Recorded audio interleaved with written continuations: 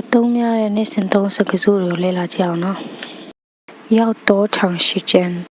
ဘယ်လောက်ကြာမလဲအချိန်ဘယ်လောက်ကြာမလဲလို့ပြောရနော်要多长时间要多长时间ဘယ်လောက်ကြာမလဲအချိန်ဘယ်လောက်ကြာမလဲ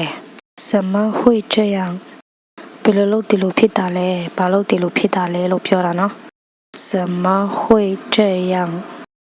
怎么会这样ဘာလို့ဒီလိုဖြစ်တာလဲဘယ်လိုလုပ်ဒီလိုဖြစ်တာလဲ我可以换这个吗ကျွန်တော်ဒါကိုလဲလို့ရမလား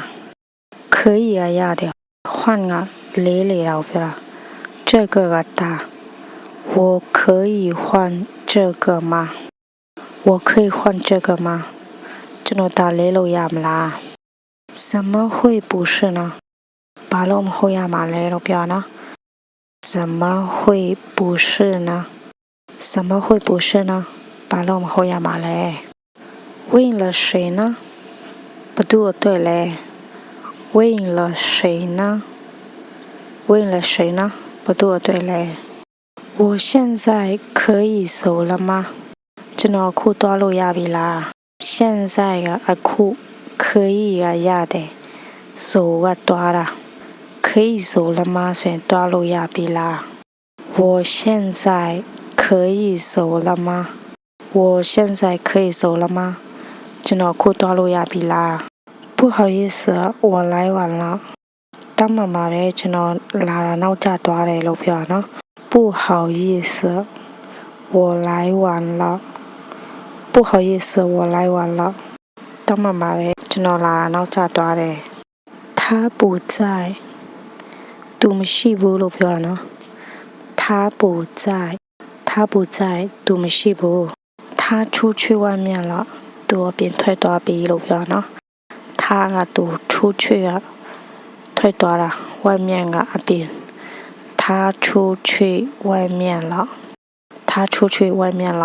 သူအပြင်ထွက်သွားပြီ我现在就要走了ကျွန်တော်အခုသွားတော့မယ်现在ကအခု就要နဲ့လနဲ့ကတော့မယ်လို့အတိတ်ပဲပြန်လို့ရနော်走ကသွားတာ我现在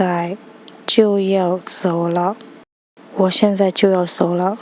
ကျွန်တော်ခုသွားတော့မယ်告诉我什么做